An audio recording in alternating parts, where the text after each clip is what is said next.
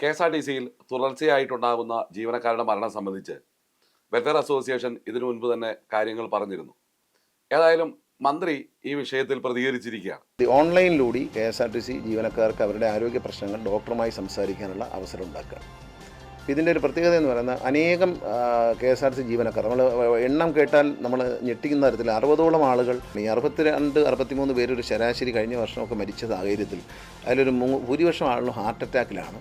Cancer രോഗം മൂന്നാമതേ ഉള്ളൂ, മറ്റ് രോഗങ്ങളാണ് വരുന്നത്. അപ്പോൾ ഈ രോഗങ്ങളെല്ലാം ഉണ്ടാകുമ്പോൾ പ്രത്യേകിച്ച് മാനസിക പ്രശ്നങ്ങൾ, സൂയിസൈഡ് ഉണ്ട് ഇതിനകത്ത്. അപ്പോൾ ഇതൊക്കെ മാനസിക പ്രശ്നങ്ങൾ, സമ്മർദ്ദം കൊണ്ടുണ്ട്. ആ മാനസിക സമ്മർദ്ദങ്ങളെ നേരിടാൻ വേണ്ടി ആരോഗ്യ പ്രശ്നങ്ങൾ ചോദിച്ച് പ്രാഥമികമായി തന്നെ മനസ്സിലാക്കാൻ ആദ്യം ഓൺലൈനായിട്ട് നിങ്ങൾക്ക് ഡോക്ടറുമായി ബന്ധപ്പെടാം. ജീവനക്കാർ kerala.rtc.com കയറിയിട്ട് അവർക്ക് രജിസ്റ്റർ ചെയ്യാം. രജിസ്റ്റർ ചെയ്ത് കഴിഞ്ഞാൽ സ്ലോട്ട് അനുവദിച്ച് കഴിഞ്ഞാൽ ആ സ്ലോട്ടിൽ അവർക്ക് ഡ്യൂട്ടി ഇല്ലാത്ത സമയത്ത് അതിൽ പങ്കെടുക്കാം. ആ സ്ലോട്ടിൽ കയറിക്കൊണ്ട് അവരെ വിഷയങ്ങൾ, അവരെ മാനസിക പ്രശ്നങ്ങളായാലും ആരോഗ്യ പ്രശ്നങ്ങളായാലും ശാരീരിക പ്രശ്നങ്ങൾ ഡോക്ടറുമായിട്ട് സംസാരിക്കാം. അപ്പോൾ ഡോക്ടറോട് സംസാരിക്കുമ്പോൾ ഒരു തുടർ ചികിത്സ ആവശ്യമുണ്ടെങ്കിൽ അദ്ദേഹം അത് സജസ്റ്റ് ചെയ്യും. അതിൽ മാനേജ്മെൻറ്റിൻ്റെ ഭാഗത്ത് ഇടപെടൽ വേണ്ടതാണെന്നുണ്ടെങ്കിൽ തീർച്ചയായിട്ടും ഇടപെടൽ ഉണ്ടാകും. ആ രോഗത്തിൻ്റെ ചിലപ്പോൾ ഒരു ഗുരുതരാവസ്ഥ ഉണ്ടെങ്കിൽ അത് മനസ്സിലാക്കാനും അടിയന്തരമായി ചികിത്സയ്ക്കുള്ള ഏർപ്പാടുണ്ടാക്കാനും കഴിയും. അതിൽ KSRTC മാനേജ്മെൻറ്റിൻ്റെ ഒരു ഇടപെടൽ ഉണ്ടാകും. അപ്പോൾ സംസ്ഥാനത്തെ ഗതാഗത വകുപ്പ് മന്ത്രിയെ സംബന്ധിച്ചിടത്തോളം മാധ്യമങ്ങളുടെ മുമ്പിൽ എങ്ങനെയാണ് അഭിനയിക്കേണ്ടതെന്ന് വളരെ കൃത്യമായി അറിയാവുന്ന ഒരാളാണ് എന്നുള്ള കാര്യം നേരത്തെ തന്നെ വെൽഫെയർ അസോസിയേഷൻ പറഞ്ഞിട്ടുള്ളതാണ്. സിനിമയിൽ മാത്രമല്ല, ജീവിതത്തിലും അഭിനയം എങ്ങനെയാണ് എന്നുള്ളത് കൊണ്ടു നടക്കേണ്ടതെന്ന് കണ്ടുപഠിക്കേണ്ടത് അദ്ദേഹത്തിൽ നിന്നാണോ എന്ന് ചിലപ്പോഴൊക്കെ തോന്നാറുമുണ്ട്. ഇവിടെ 1.5 മാസം കൊണ്ട് 20ഓളം ജീവനക്കാർ മരണമടഞ്ഞിരിക്കുകയാണ്. ഓരോ 3 ദിവസത്തിലും ഒരു KSRTC ജീവനക്കാരൻ മരണപ്പെടുന്നു എന്നുള്ള സ്ഥിതിവിശേഷം നിൽക്കുമ്പോൾ മരണസംഖ്യയെ കുറച്ച് പറയുന്നു എന്നുള്ളത് തന്നെ മന്ത്രി പറയുന്നത് നിങ്ങൾക്ക് കേൾക്കാം. ഒരു വർഷം 60 പേരാണ് മരിക്കുന്നതെന്ന മന്ത്രിയുടെ കണക്കിലുള്ളൂ. ഏതായാലും ആൾക്കാർ മരിക്കുന്നുണ്ട് എന്ന് മന്ത്രി സമ്മതിച്ചു. ഇവിടെ ചരിത്രത്തിലാദ്യമായിട്ട് മരണത്തിന് ഓൺലൈൻ ട്രീറ്റ്മെൻറ്റ് നൽകുകയാണ്. അപ്പം എനിക്ക് മനസ്സിലാകാത്തത്, ഈ കേരളം ആരോഗ്യ രംഗത്ത് ഇന്ത്യയിലെ നമ്പർ 1 ആണ്, അക്കാര്യത്തിൽ സംശയമില്ല. അപ്പോൾ ആ നിൽക്കുന്ന നമ്പർ 1 ആയിട്ടുള്ള ഇന്ത്യ ആരോഗ്യ രംഗത്ത്, അല്ലെങ്കിൽ ആൾക്കാർ ഹൃദ്രോഗം വന്ന് മരിക്കുന്നതിന് ഒരു നൂതന ചികിത്സാ രീതി ഓൺലൈൻ കൗൺസിലിംഗ്, ഓൺലൈൻ ട്രീറ്റ്മെൻറ്റ് എന്നാണ് മന്ത്രി പറയുന്നത്. എന്തൊക്കെയാണെന്ന് നോക്കണേ.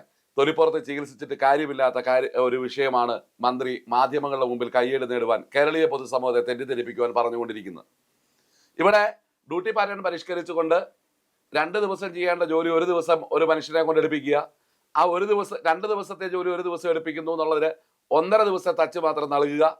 ശമ്പളം കൃത്യമായി നൽകാതിരിക്കുക. മറ്റൊരു ആനുകൂല്യവും ജീവനക്കാരൻ നൽകാതിരിക്കുക. അങ്ങനെ KSRTC ജീവനക്കാർ നെഞ്ചുപൊട്ടി ഭരിച്ചുകൊണ്ടിരിക്കുന്നു. അപ്പം ഇതിനു മുമ്പ് തന്നെ ഞാൻ നിങ്ങളോട് നേരത്തെ പറഞ്ഞിട്ടുള്ളൊരു കാര്യമുണ്ട്.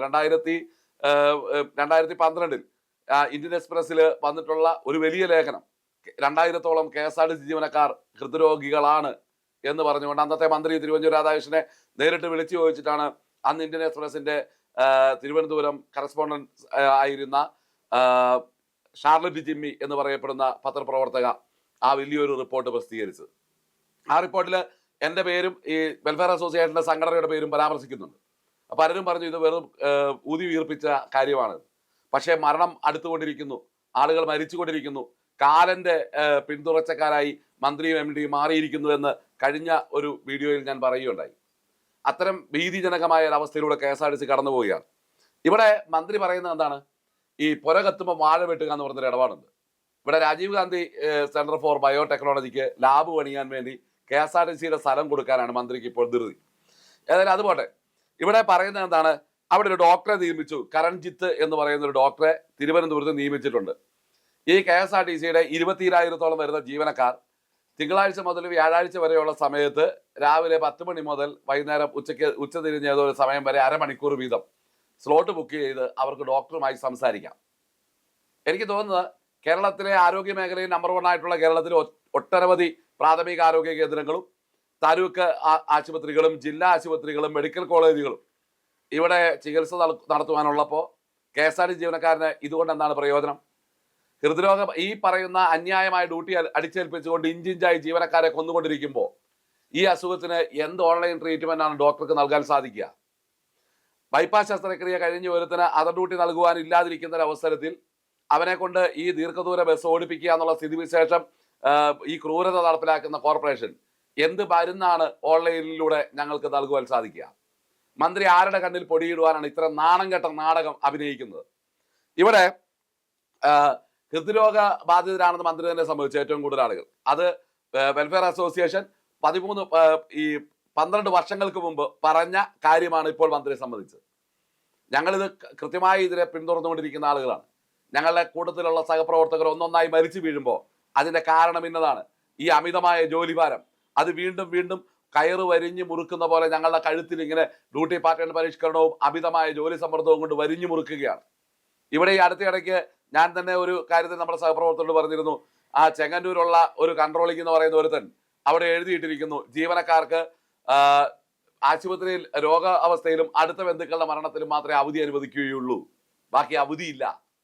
എന്തൊരു കാടൻ നിയമമാണ്! അതിനിടയ്ക്കാണ് ഓൺലൈൻ ചികിത്സ കൊണ്ടുവന്നിട്ട് ജീവനക്കാരെ ഇപ്പോൾ സുഖപ്പെടുത്തുവാൻ വേണ്ടി പോകുന്നത്. ഇവിടെ വേണ്ടതെന്താണ്? കാരുണ്യ പദ്ധതി കൊണ്ടുവരും, വലിയ ആഘോഷപൂർവ്വമായിട്ട് പറയുകയാണ്. ഇവിടുത്തെ റീഇംബേഴ്സ്മെന്റ് ബില്ലിന്റെ കാര്യം എന്തായി? KSRTCയിൽ ഒരു ചികിത്സയ്ക്ക് പൈസ ലഭിക്കാൻ വേണ്ടി മാനേജ്മെന്റും ജീവനക്കാരുടെ സംഘടനകളുമായി ഒപ്പിട്ടിരിക്കുന്ന, അംഗീകൃത സംഘടനകളുമായി ഒപ്പിട്ടിരിക്കുന്ന കാരുണ്യ റീഇംബേഴ്സ്മെന്റ് ബില്ലുണ്ട്. ഒരു ജീവനക്കാരന് പോലും റീഇംബേഴ്സ്മെന്റ് ബില്ല് തുക നൽകാതെ എങ്ങനെ തടഞ്ഞു വെക്കാം എന്നുള്ളതിൽ ഡിപ്ലോമ എടുത്തുകൊണ്ടിരിക്കുകയാണ് KSRTC. അപ്പോൾ മരണത്തിന് ഓൺലൈൻ ചികിത്സ നൽകുന്ന ഒരു സ്ഥാപനമായിട്ടും അതിന് ഉദ്ഘാടനം നടത്തുവാൻ, അതിന് പത്രക്കാരെ വിളിച്ചു ചേർത്ത് അതിന് മന്ത്രിയുടെ ക്യാബിൽ ഒരു ഉദ്ഘാടനവും ഒരു ആശംസാ പ്രസംഗവും ഒക്കെ നടത്തുവാൻ ലജ്ജ തോന്നുന്നില്ലേ?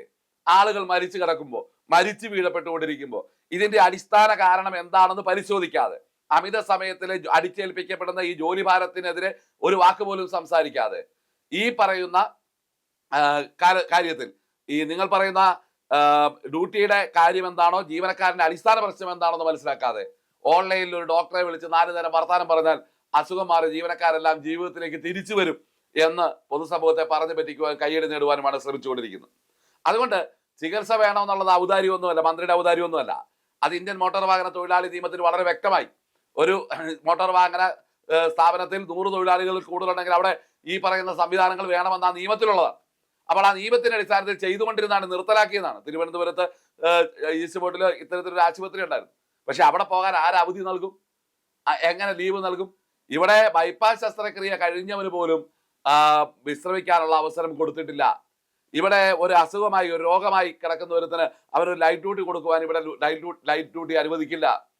എന്നിട്ട് ഈ പറയുന്ന ആളുകൾക്ക് അവധി നൽകാതെ ഇത്തരം ക്രൂരമായിട്ടുള്ള ഷെഡ്യൂളുകൾ, കിലോമീറ്ററുകൾ ഇരുന്നോടിക്കേണ്ട 500-600 കിലോമീറ്ററുകൾ ഒരു ദിവസം ഇരുത്തി ഓടിപ്പിച്ചിട്ട് മനുഷ്യനെ കൊന്നിട്ട് ഇത്തരത്തിൽ നാണംകെട്ട പരിപാടിയുമായി കടന്നു വന്നുകൊണ്ട് പൊതുജനത്തെ വിഡ്ഢികളാക്കുന്ന നാടകം അഭിനയിക്കുകയാണ് മന്ത്രി ഇക്കാര്യത്തിൽ ചെയ്തിരിക്കുന്നത്. അതുകൊണ്ട് മരിച്ചു വീഴപ്പെടുന്ന ഞങ്ങളുടെ സഹപ്രവർത്തകർ നാളെ ഞങ്ങളും മരിക്കുവാൻ ഉള്ളവരാണ് എന്നുള്ള ഉത്തമ ബോധ്യത്തോടെ പറയട്ടെ. KSRTC എന്ന് പറയുന്ന സ്ഥാപനം ഇവിടുത്തെ ജീവനക്കാരനെ കൊന്നുകൊണ്ടിരിക്കുന്നു. ഈ ജീവനക്കാരാണ് ഈ സ്ഥാപനത്തിന്റെ നഷ്ടമെന്ന് പൊതുസമൂഹത്തോട് കള്ളത്തരം വിളിച്ചു പറഞ്ഞുകൊണ്ട്, പൊതുസമൂഹത്തെ അത്തരത്തിൽ ചിന്തിപ്പിച്ചുകൊണ്ട് ഈ സ്ഥാപനത്തെ കൊള്ളയടിച്ച് നശിപ്പിച്ച് ഇവിടുത്തെ ജീവനക്കാരായ ഞങ്ങളുടെ സഹപ്രവർത്തകരെയും ഇഞ്ചിഞ്ചായി കൊന്നുകൊണ്ടിരിക്കുന്നു. മന്ത്രി അതിന് കൂട്ടുനിൽക്കുന്നു. ആ മറവിൽ ഇവിടുത്തെ ലാബ് പണിയുവാൻ വേണ്ടി ഇവിടെ മറ്റ് സ്ഥാപനങ്ങൾക്ക് KSRTCയുടെ ഭൂസ്വത്ത് കൊള്ളയടിക്കുവാനുള്ള അവസരം കൂടി നൽകുവാനാണ് ശ്രമിക്കുന്നത്. ഇത് മാത്രമാണ് ഞങ്ങൾക്ക് പറയാനുള്ളത്. നന്ദി.